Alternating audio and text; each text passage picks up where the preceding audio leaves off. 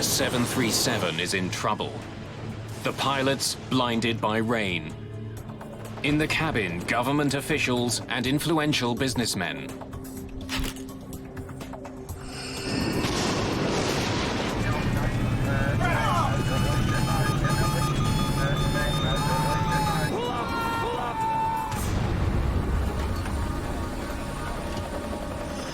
The crash of IFO-21 shocks the world. Did a final act of war bring the plane down? The White House demands answers. This was no ordinary flight, but a military jet carrying American politicians. When the investigation is over, the Air Force itself is held responsible.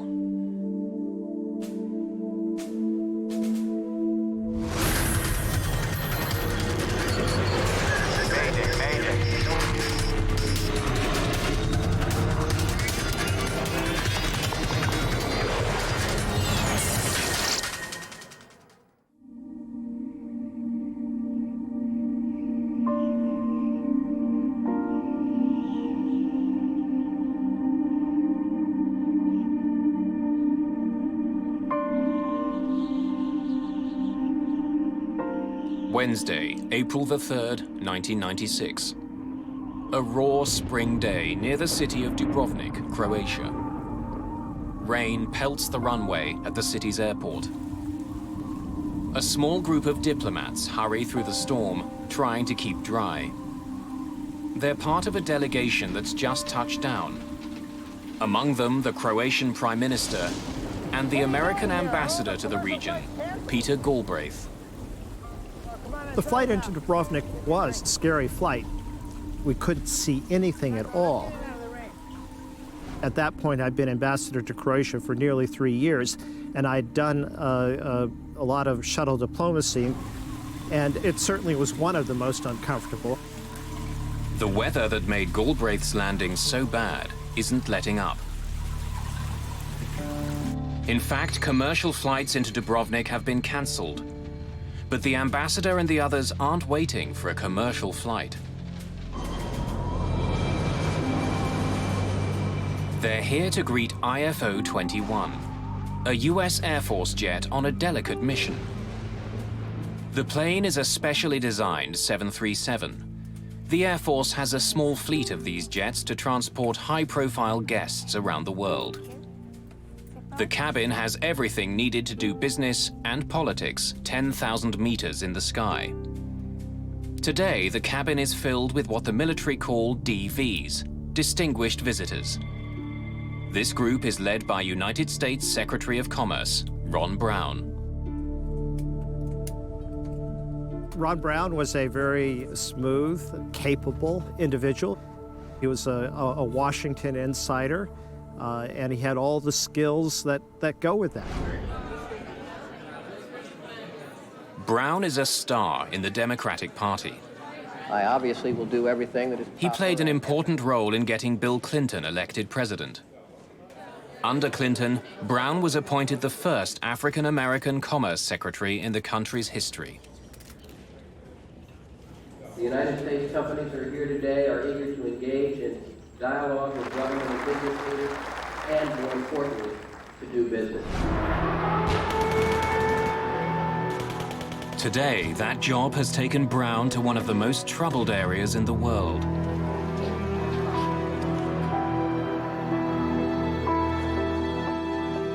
For 4 years, civil war ripped Bosnia and Croatia apart. But just a few months ago, an uneasy peace began. As Commerce Secretary, Brown is helping to rebuild the local economy. Ambassador thinks we should. The philosophy behind it was that the peace would not be durable unless there was economic progress in the region, that was really critical to the peace. Brown's 3-day tour started that morning in Tuzla, Bosnia, where the group toured an electrical plant and ate hamburgers with American troops stationed there. Being a former Army man myself, I know what being away from home is like, so we thought we would bring a little bit of home to you. The final stop on today's tour is the ancient coastal city of Dubrovnik. Before the war, it was a vital part of the country's tourism industry. It was my idea that Ron Brown should go to Dubrovnik. The Croatians were very eager to get the word out that Dubrovnik was still standing and that it was still a tourist destination. So I thought it would be very useful to have Ron Brown and the delegation go there. But on this damp day, Dubrovnik is not at its best, or even visible. Fog presses down from the sky, obscuring the city and the beautiful Adriatic coast.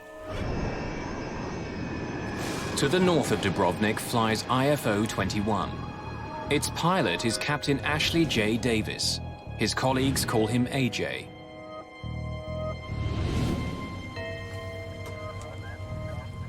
Departure, IFO 21.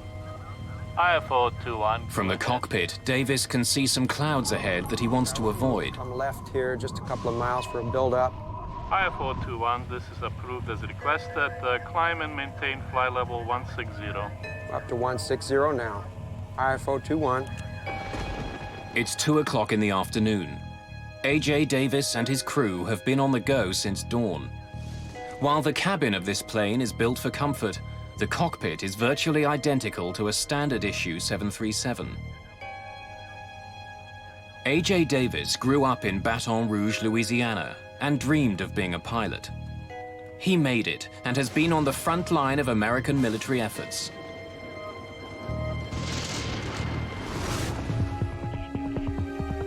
In the past, he flew mid-air refuelers high above the Persian Gulf. But now he pilots diplomats and other officials from around the world. It means a lot of traveling and a lot of time away from his wife and 2 children at Ramstein, an American base in Germany. According to the Air Force ranks, Shelley Kelly is a technical sergeant. Today on IFO 21, her main job is to make sure the passengers have everything they need.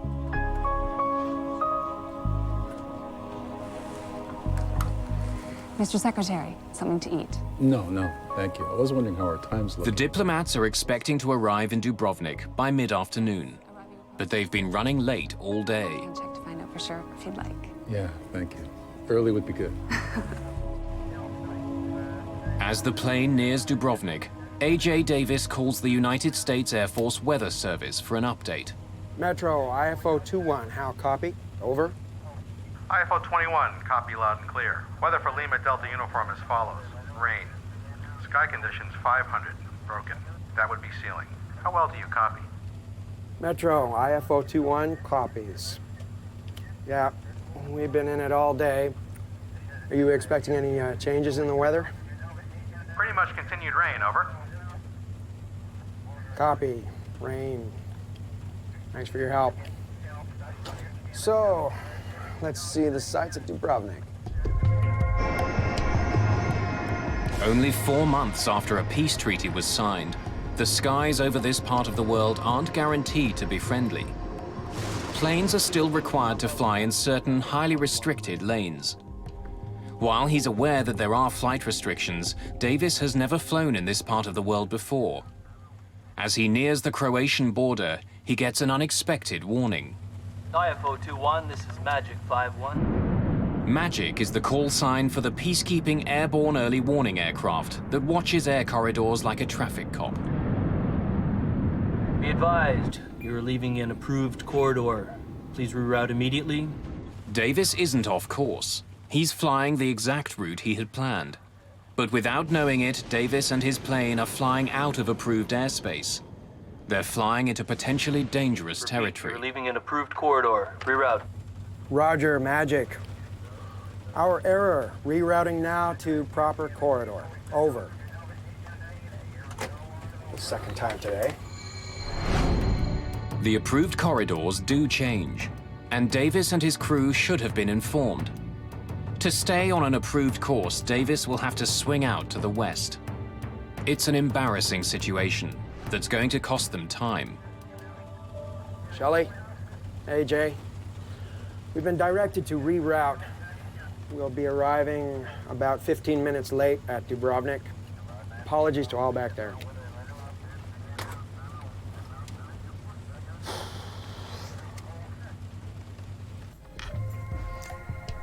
Ladies and gentlemen, could I have your attention, please? Unfortunately, there will be a slight delay on our arrival into Dubrovnik.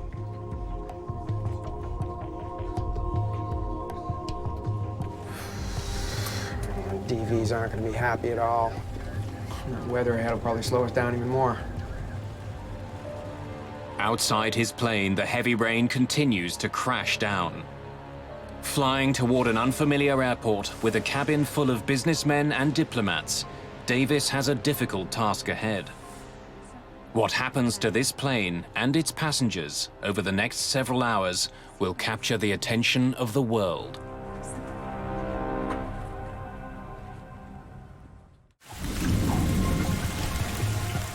A heavy rain soaks a small airport in Dubrovnik, Croatia.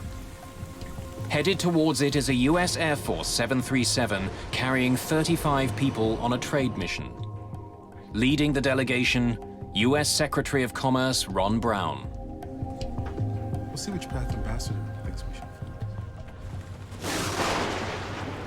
follow. Dubrovnik approach, IFO 21, level 100. Dubrovnik approach, good afternoon. Maintain 10,000 feet for beacon approach. Runway 12. Okay, descending to 10,000 feet, IFO 21. The weather is so bad today that commercial flights have been cancelled. As they approach the airport, the rain isn't letting up.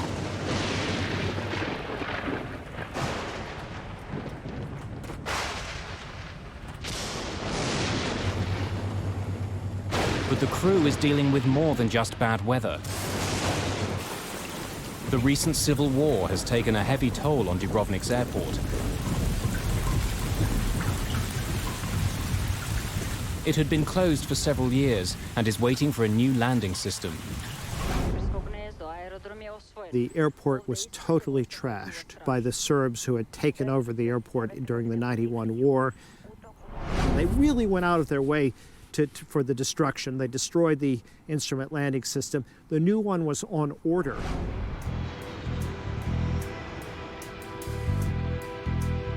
Around the world, airports use sophisticated technology to help planes take off and land. Doppler radar warns of incoming storms.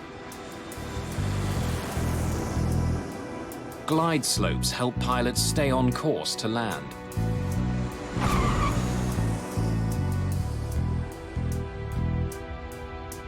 The devastated Dubrovnik airport has none of that. It doesn't even have radar to see the planes that are coming in for landing. Instead, the airport is using so-called non-directional beacons to guide planes towards the runway. In the aviation world, it's ancient technology. There are many non-directional beacons used in the United States and throughout the world, but they're an older navigational aid, and in fact, they were on the way out. The system in Dubrovnik has 2 beacons on the ground, which send out signals to the plane. When the crew receives the signals, they consult their charts and follow the course that will take them to the airport. The crew of IFO 21 is still waiting to hear the first signal when they get a call from the ground. 9A CRO to IFO 21. IFO 21, I read you, 9A CRO, over. Another plane, this one carrying Ambassador Galbraith, had touched down earlier in Dubrovnik. The pilot of that plane is an experienced flyer who's very familiar with the area. He wants to let the crew know what to expect. IFO 21, we landed about an hour ago.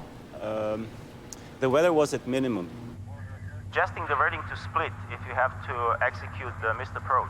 Over. Roger, 9A CRO, we read you. Out. Diverting wouldn't be welcome news for the members of the trade delegation. The pressures to get the passengers to scheduled news conferences and other activities were probably pretty high. As Davis closes in on the airport, the Dubrovnik tower calls again. IFO 21. Report level. IFO 21, 5,000. IFO 21, roger. Descend to 4,000. Report Kilo Lima Papa. Down to 4,000, IFO 21.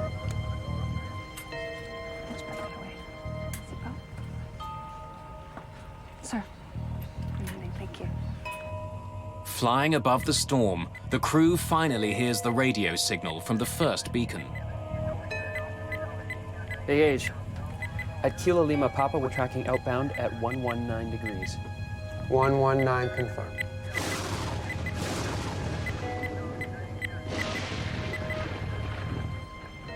Mr. Secretary, we're landing.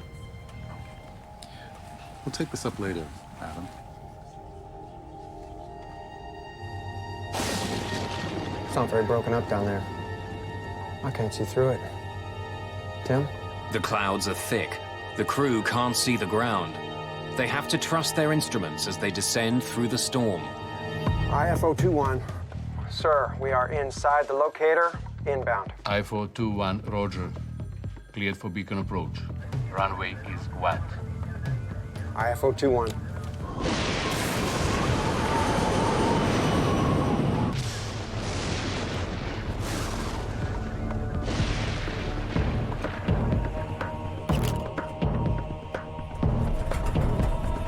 A.J. Davis flies blind through heavy rain and cloud cover. He expects to see the airport any second.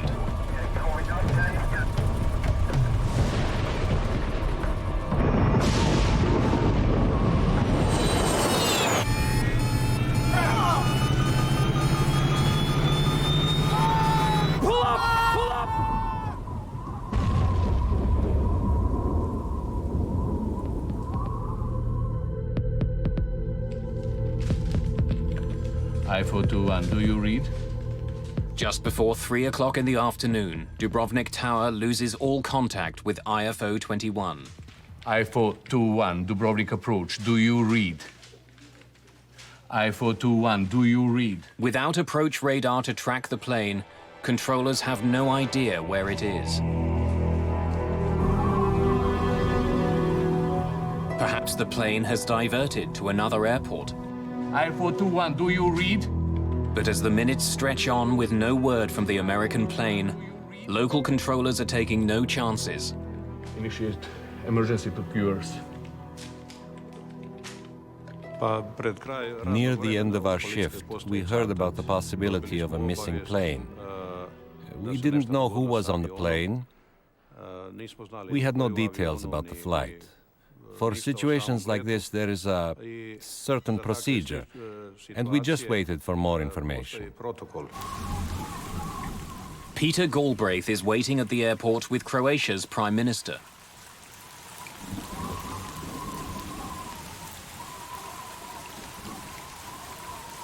It was clear from my own flight in that this was a very marginal landing. I did not expect them to attempt the landing in Dubrovnik. The Croatian Prime Minister came up to me and pulled me aside and he said, "We've lost radio contact with Ron Brown's plane." I got the State Department Operations Center on the phone and he's asked to activate the U.S. military to start search and rescue activities. Word goes out to the chain of air traffic control centers. Američke borbene snage. Jeste li imali nekakav kontakt sa tim zrakoplovom? But no one has had any contact with IFO 21. The search and rescue effort focuses on the approach to the airport. Perhaps the plane had ditched into the Adriatic. At the time, I was about 100 miles away. I was in Brindisi, Italy. We launched 2 of our MH-53 helicopters with Special Tactics Air Force personnel on board, headed to Dubrovnik. For hours, there is no sign of the missing aircraft. The weather conditions are getting worse. Fog was in, thunderstorms in the area, low visibility. I-421 Dubrovnik approach, do you read? IFO 21 has a CPI, or crash position indicator, on board. I-421, do you read? If the plane went down, the CPI should be sending out an ultra-high frequency signal. I-421. But the Dubrovnik airport, as well as lacking radar, does not have the equipment to pick up the signal. I-421 Dubrovnik approach, do you read? I-421, do you read? I-421, do you read? As the hours pass, poor visibility frustrates the searchers. They arrived off the coast, and they were over water looking for the crash.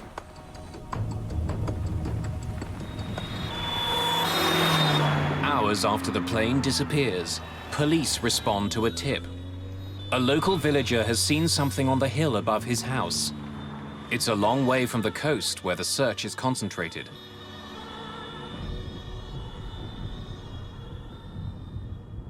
We went up with 2 vehicles to check the mountains. The weather was extremely horrible. Strong rain and thick fog.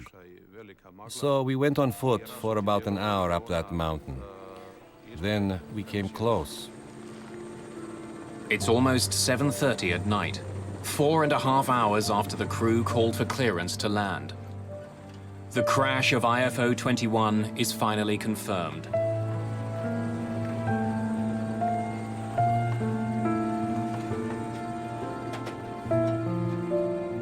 The news races from Dubrovnik to America.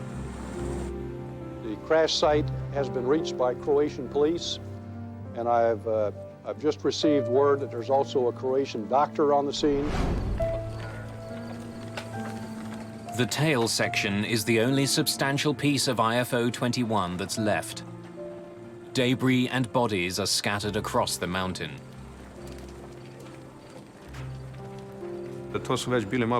These were hard moments as we were walking over the boulders, not knowing if we're going to step on someone's body. These are the moments that you can't forget. Then, almost miraculously, police make a heartening discovery. Inside the tail section, they find a survivor. It's Technical Sergeant Shelley Kelly.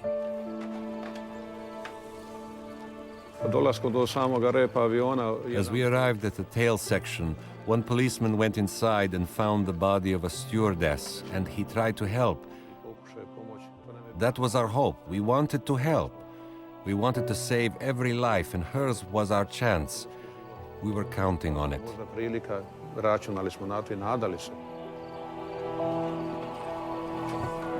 In the darkness, they realize that Kelly needs immediate medical attention if she's going to survive.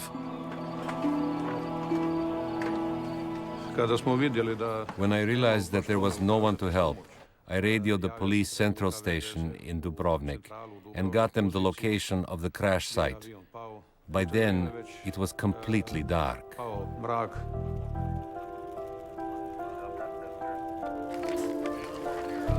St. John's Hill is alive with close to 100 Croatian policemen and military. American forces are also rushing to the scene. Enormous rocks and treacherous conditions make the wreck site difficult to reach. But there are also remnants of the recent war.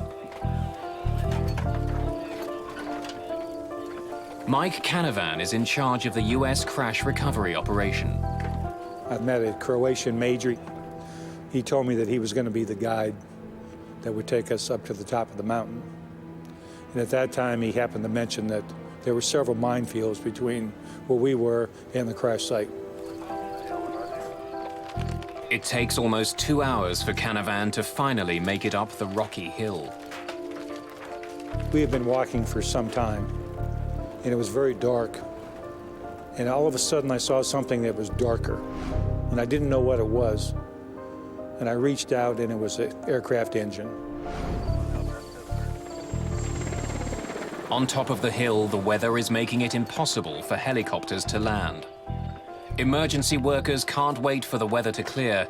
They have to get Technical Sergeant Kelly off the mountain immediately.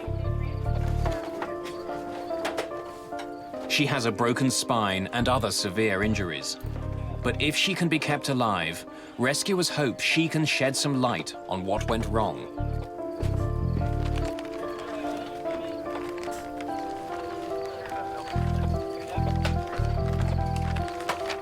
With Kelly off the mountain, the search for other survivors continues.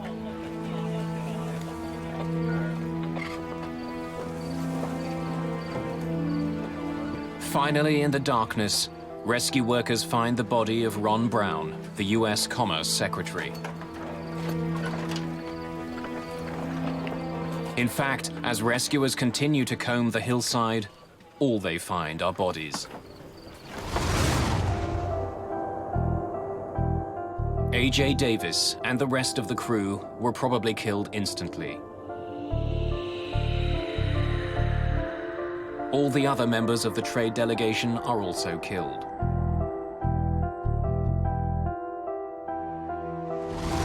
As dozens of emergency workers continue their grim search, a call comes from Dubrovnik.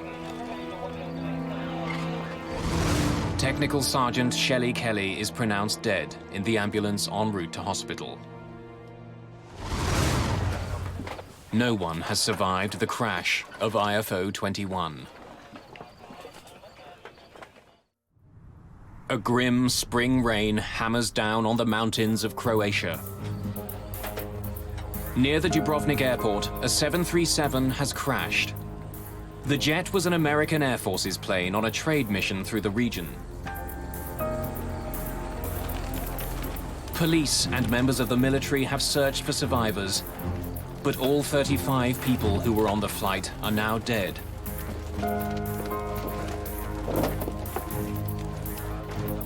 Including the American Secretary of Commerce, Ron Brown. In the darkness, the rescuers begin a very different job. Mike Canavan is with the U.S. Special Forces. Once we realized there were no survivors, the mission changes. It goes from there's no one to rescue. Now you have to recover remains.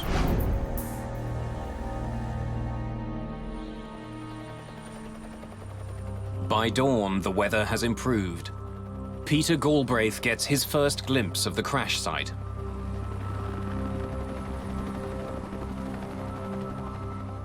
We walked up the mountain. The weather was somewhat better. And near the top, there was the fuselage of the plane, rear part of it, and debris all over the place. And then on the other side of the ridge were the bodies. There's nothing in the world that compares to a plane crash. One thing that my folks did on the mountain and then down in Dubrovnik is they did this with dignity and respect. And I thought it was done exceptionally well.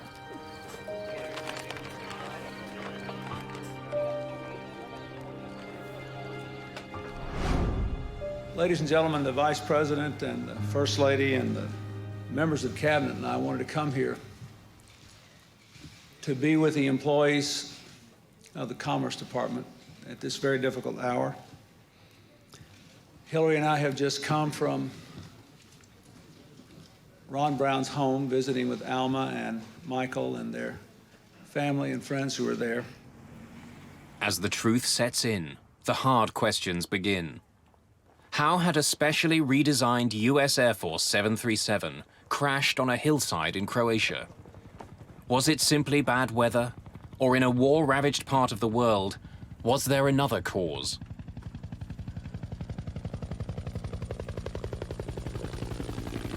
Purpose of the accident investigation team, I can guarantee you that they will be extremely thorough in their analysis in trying to determine the causes of this accident. Because of the high-profile nature of the passengers, rumors begin swirling immediately. Howard Swansea is one of dozens of experts assigned to the team. In every accident, there's always a lot of speculation. In this particular case, you had a high-ranking U.S. government official. And so by the time we had even got to the crash site, there was just quite a bit of media attention around it. And there were fragments, pieces of aircraft miles away from the wreckage. So my idea was to get as much information or collect as much artifacts or physical evidence as I could.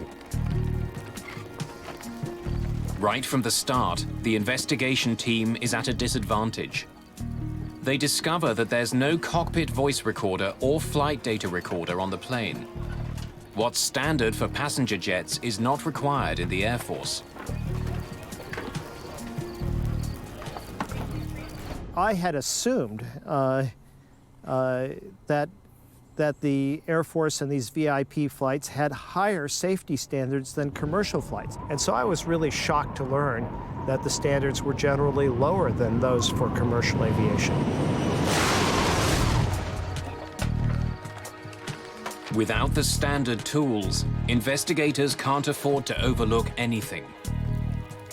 The wreck is almost 3 kilometers from the airport. How did a trained crew get so far off course?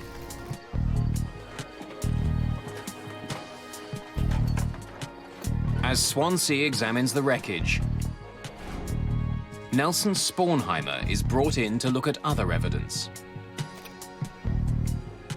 An expert in aerial navigation, he plots the plane's doomed final minutes. To trace the last moments of the flight, he turns to the sky and the US Air Force radar plane, which had been patrolling the region. IFO-21, this is Magic 5-1. Be advised, you're leaving an approved corridor. Please reroute immediately. Rerouting now to proper corridor. Over. Apart from heading out of approved airspace, Spornheimer finds nothing unusual about the plane's flight until the end. The radar track that I was given was from an AWACS aircraft and showed that the en route portions of the flight from about 100 miles prior to the airport were entirely nominal. The last segment of the flight, however, beginning 20 kilometers from the airport, is different. On their final approach, the plane begins to head off course. They start flying in a straight line, which heads right into the mountains. My initial look at the flight track of the aircraft showed a 7-degree bearing error in the final segment of the approach. A small error when traveling at hundreds of kilometers an hour could quickly lead to an enormous problem. But why would the plane get off course at the end of the trip if the rest of the flight showed no major navigational problems? Even in bad weather, how had the crew become so lost? Spornheimer examines the outdated navigational equipment at the airport. Badly damaged during the recent war, perhaps it had malfunctioned. 2 separate navigational beacons are used for landing in Dubrovnik. One guides planes to the runway, the other lets them know if they've gone too far. The first is located on nearby Kolosep Island. It transmits a specific Morse code signal to make it easily identifiable. When they hear it, all Davis and his crew need to do is fly a heading specified on their landing charts.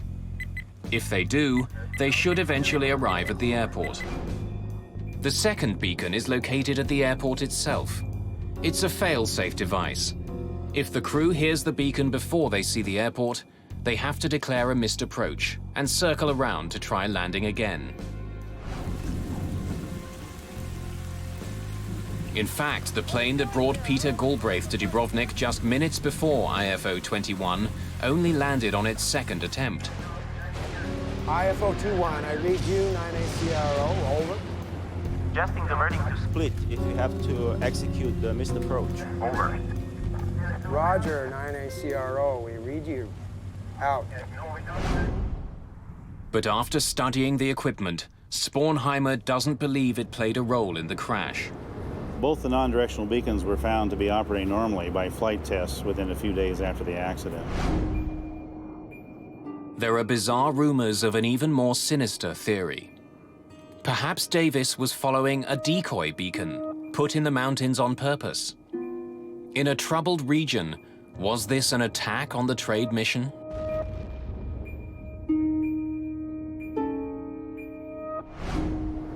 To get a signal that is strong enough to be heard, you have to have a very large ground system, which is difficult to establish in rocky, sandy soil. So it would be very expensive and very time-consuming to set up an NDB in the mountains. Such an elaborate scheme would be nearly impossible to pull off. No evidence is ever found of a decoy beacon. The investigation continues.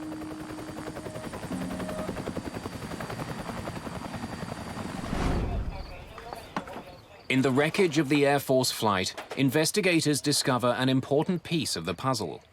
The plane's ADF, or automatic direction finder, is recovered. It appears to be working, but only one of the units had been installed on this jet.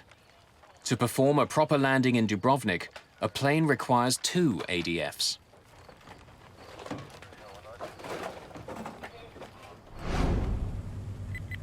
The device listens to the signals put out by the land-based beacons, but it can only listen to one at a time. We're still not past it. I'm tuning back to KLP. Flying with 1 ADF, the crew can listen to either the beacon which is telling them how to get to the airport, or the beacon which is telling them they've gone too far. They can't do both at the same time. That would have required 2 ADF receivers in the aircraft, which the accident aircraft had only 1. And only having 1 ADF restricted their ability to follow the approach accurately. I got CV. We're still not past it. I'm tuning back to KLP. By quickly tuning back and forth between the 2 beacons, the crew can use 1 ADF to listen to 2 signals. But it would have added stress to an already difficult landing. And it's another surprise. The Air Force jet wasn't adequately equipped to land at this airport. You're talking in a very short time span of making the approach. It's going to become rather difficult in trying to dial both to keep listening to the code if you're also trying to search for your course and headings.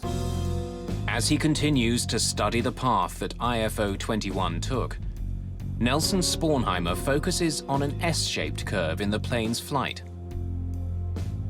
It's the sort of path a plane would take when looking for a signal from a non-directional beacon.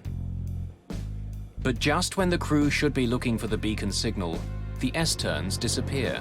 At about 2 or 3 miles inside the final approach fix, for the next 7 or 8, 9 miles, the flight track is perfectly straight. Instead of trusting the navigational system that was in place, even though it was primitive, the crew suddenly seems to give up.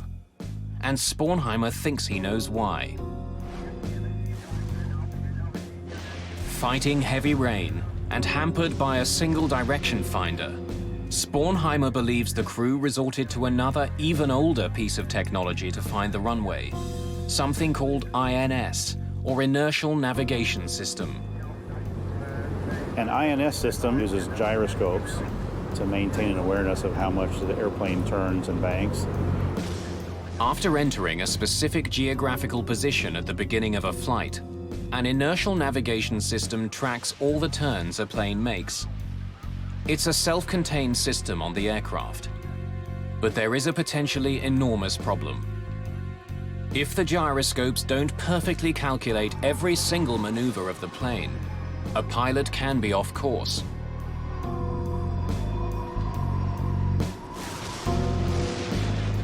It's not very broken up down there. I can't see through it. Tim?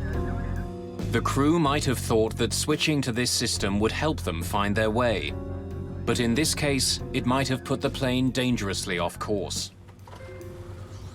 INS drift in this case was probably, in my view, the primary reason the aircraft ended up where it was.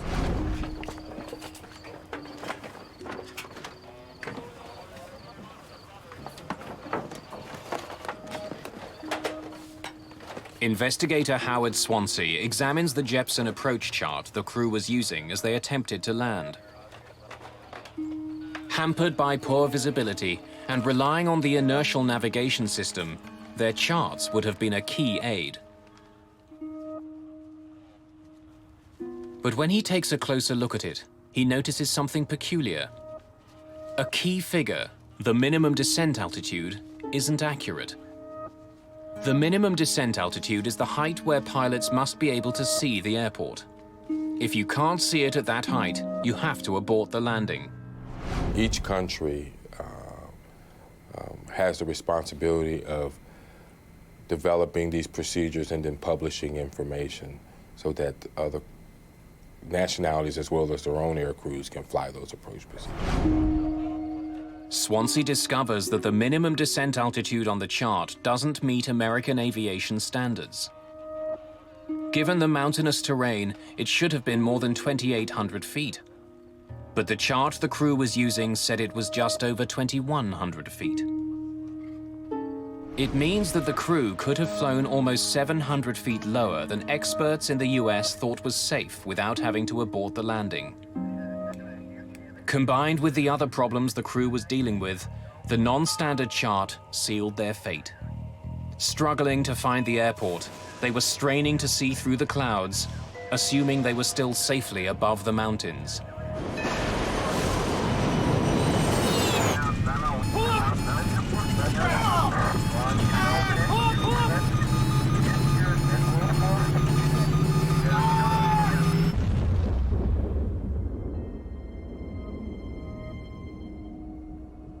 But why wasn't an Air Force jet properly equipped to land in Dubrovnik? And why didn't the crew have the right landing charts that would have made even a difficult flight safer?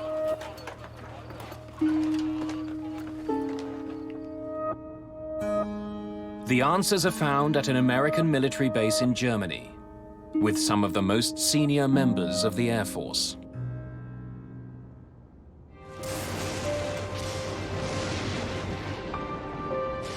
In the spring of 1996, a US Air Force jet crashed just outside the airport in Dubrovnik, Croatia.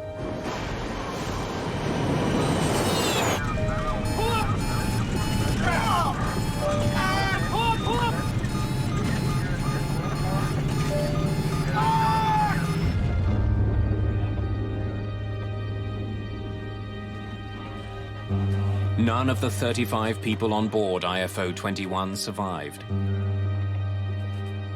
The plane was a specially redesigned 737, but the investigators have found that the crew didn't have the equipment it needed to safely land in the war-ravaged airport, and that the charts they were using weren't up to American aviation standards. To discover why the crew were attempting to land in such difficult circumstances, the investigators questioned Colonel John Mazurowski. He's the operations group commander for the airlift wing in charge of the flight. His job is to provide transportation for a growing number of distinguished visitors. But these are tight budget times. Mazurowski has been told to do more with less. What I'd like to talk about now is the Jeppesen approach subject. One of the major focuses of the investigators is the Jeppesen landing charts the crew were using. The charts, drawn up for most major airports, give crews a vast amount of information, including what to do in the case of a missed approach. But investigator Howard Swansea has already found that these charts were not up to US standards.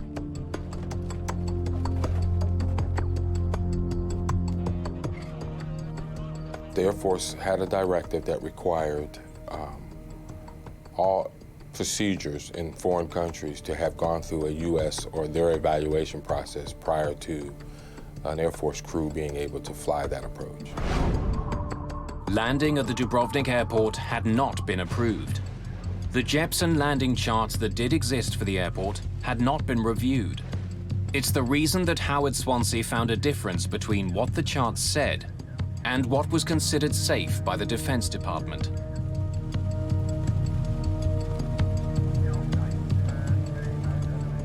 Mazurowski believed that restricting his planes to approved airports would severely limit some of his missions. It takes time to check all the airports out. He had asked for the review to be waived for some airports, including Dubrovnik. This Jeppesen approach waiver, What caused you to initiate this? It just seemed like we had been using these approaches for years. Safety didn't seem to be in question. But the Defense Department waiver was never granted. The approach for Dubrovnik was never approved. Yet even without the safety clearance, the Air Force continued to land there. IFO 21, level 100. Dubrovnik approach, good afternoon. The airport in Dubrovnik was far below modern standards.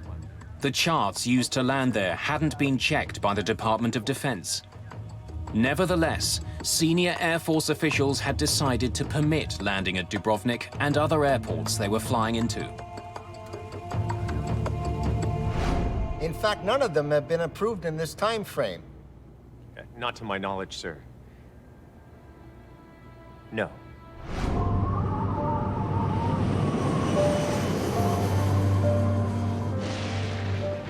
In the end, a fatal combination of factors had come together to cause the crash of IFO 21. Dubrovnik approach, IFO 21, level 100. Dubrovnik approach, good afternoon. Maintain 10,000 feet for beacon approach. Runway 12. IFO 21. The crew were fighting bad weather. They were landing in an unfamiliar airport, which was hobbled by old technology. The unapproved charts made a bad situation much worse.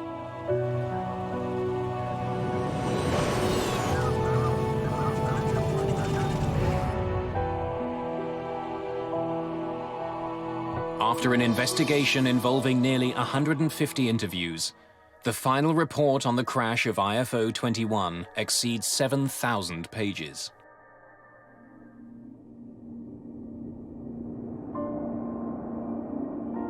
How much of the weeping we have done this last week because there were so many brilliant young people on that plane with him from different backgrounds and different racial groups. Why? Because Ron Brown could see in them the promise of a new tomorrow.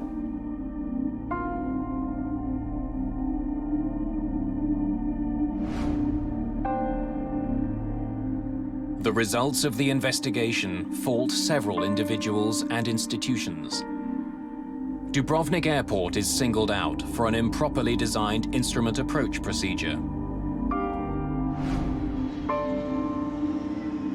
Today, automatic direction finders are no longer needed to land at Dubrovnik. The airport has replaced its approach equipment with the instrument landing system which was being delivered at the time of the accident. I got CV. The final report says A.J. Davis and his cockpit crew are responsible for flight errors.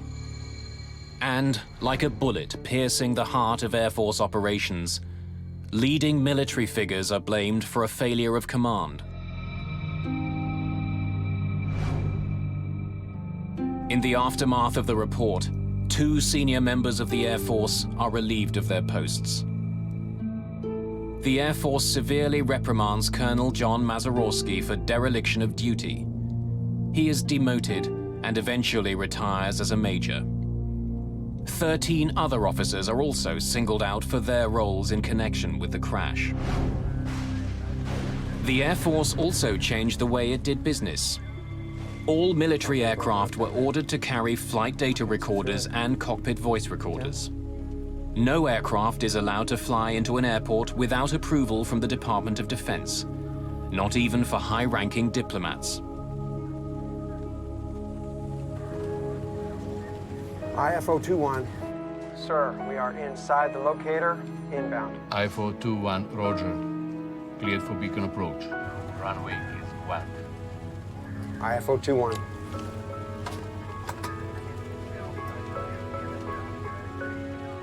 The Air Force Command was held accountable for the accident. But it's the pilots, the crew, and the passengers of IFO 21 who paid the ultimate price for oversights made by the 86th Airlift Command.